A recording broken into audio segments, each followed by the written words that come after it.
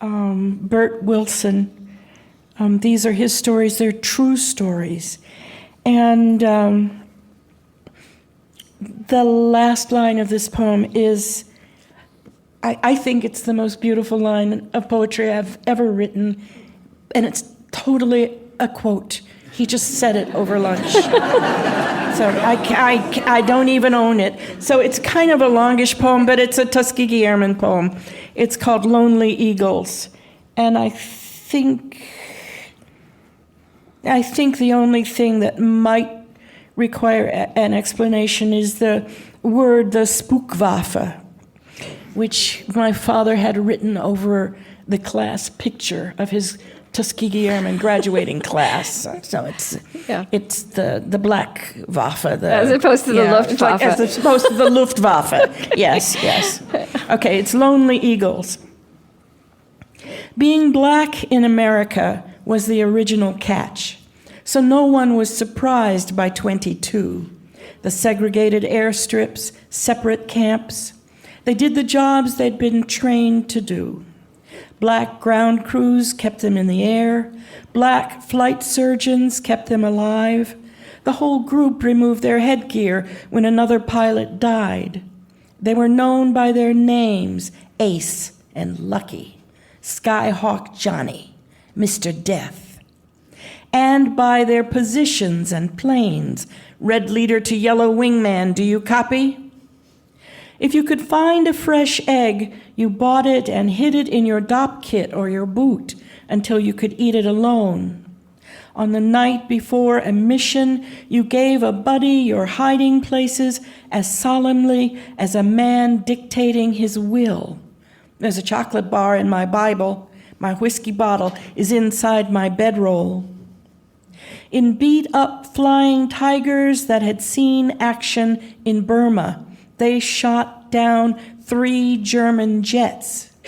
They were the only outfit in the American Air Corps to sink a destroyer with fighter planes with names like By Request.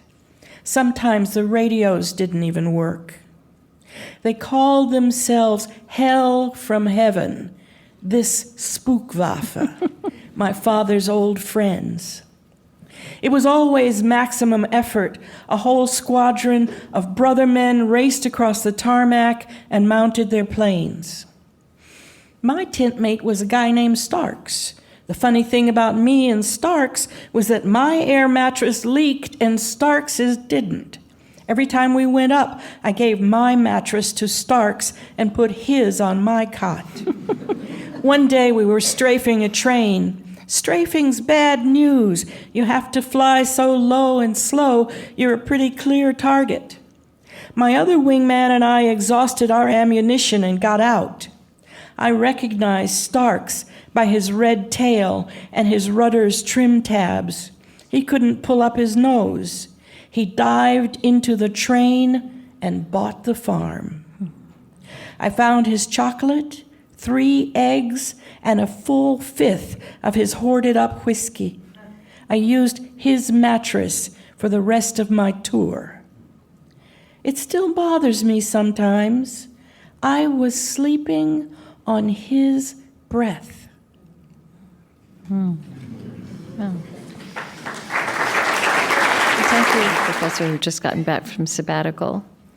And she was dusting her office. Have you read this? I mean, this is the things you can find on the internet. This is the upside of the internet. Is this your poem, Dusting? Mm-hmm.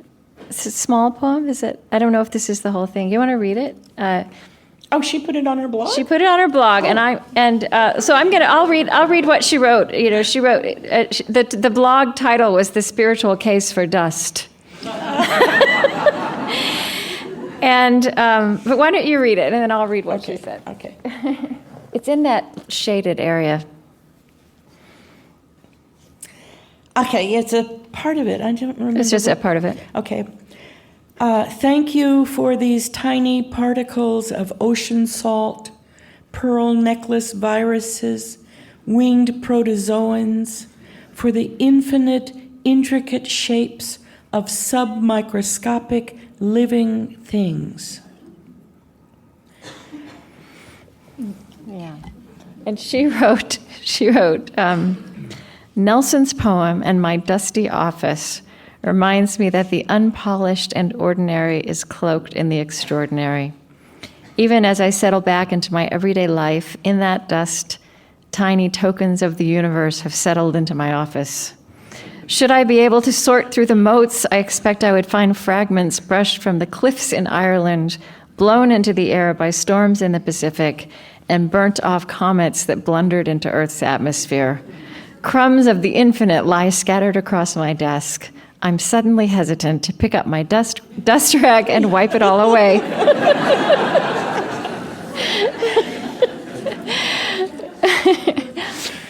Yes, I read someplace that dust is one of the cleanest things on the planet. And you can wash in dust. And that we can't have rain without dust. Dust seeds clouds so that rain happens. We wouldn't have rain without dust, which I think is beautiful. And that dust is full of life. That the things listed in my poem are things that are in dust, that dust is alive. Sharon Olds, a really terrific poet, told me once that she had named the dust bunnies in her house. Yeah, we need to do that.